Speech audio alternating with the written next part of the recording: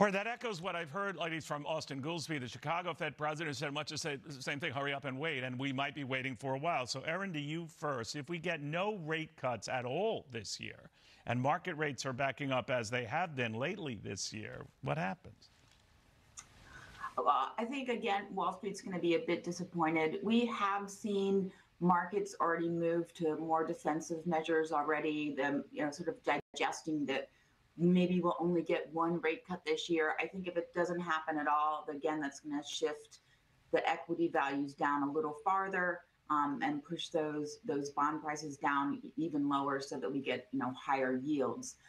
So I think that'll be a bit of a shift, a bit of a disappointment, and definitely there'll be some volatility as people digest this.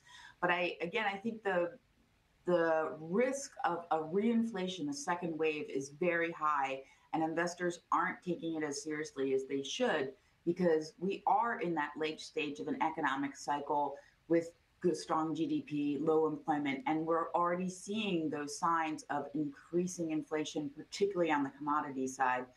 So I think it's something that people should really be aware of and be ready to protect their investments from. You know, Catherine, we're already seeing it in mortgage rates. They popped back over 7% again. That's very low. So someone my age, you can remember, is when they were a lot higher. Having said that, though, it's what you're used to. We were used to much lower rates, and it's putting a chill on housing. We saw it in the housing data this week. Are you worried?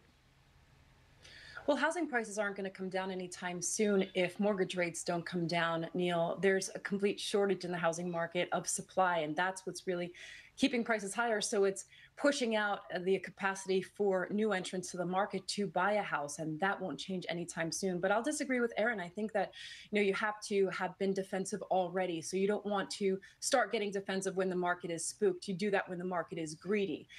And so I think the put options that I've been recommending on the S&P 500, on the triple Qs, which is the technology sector, have done remarkably well, up triple digits. Right now, gold is soaring, and that was also one of the defensive positions that I've been recommending.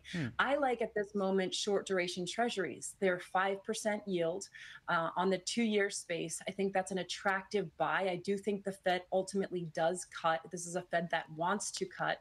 And the biggest risk, Neil, I think, is keeping rates this high for an extended period of time increases the potential for recession, adding value to that near-term treasury recommendation. Got it. You both are geniuses. Someone who bets on put options is betting on something declining in price. So if you made a bet on that, particularly when it comes to technology, the QQQs, I believe, the NASDAQ 100 and all of that, technology laden as it is, you've probably made some very good bets on that. Having said that, Erin, and looking at technology in general, I noticed the Magnificent Seven, the Googles, the NVIDIAs, the Microsofts, what have you, they lost about $1 trillion in market value over the last week. A lot of them are into correction territory. In other words, they've fallen 10% or more. NVIDIA's in bear market territory, falling about 19%, 20% from its highs.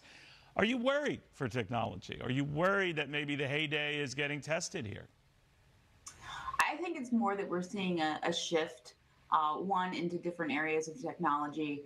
But certainly, if we're taking some value off of the Magnificent Seven, they were already very highly valued. As you use the phrase priced for perfection, things aren't going perfectly. There's a lot of world turmoil, and they could certainly decline farther, particularly if we see increased Middle East confrontation and other these types of tariffs that have been suggested with China could also create bigger fears and more volatility.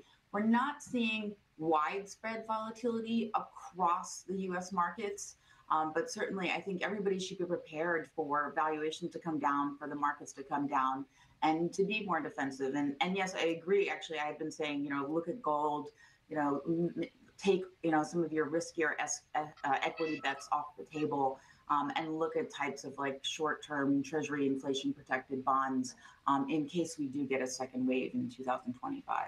All right. We still have a ways to go this year, so we'll follow closely. Guys, thank you very, very much on that. Erin Gibbs and Catherine Rooney Vera.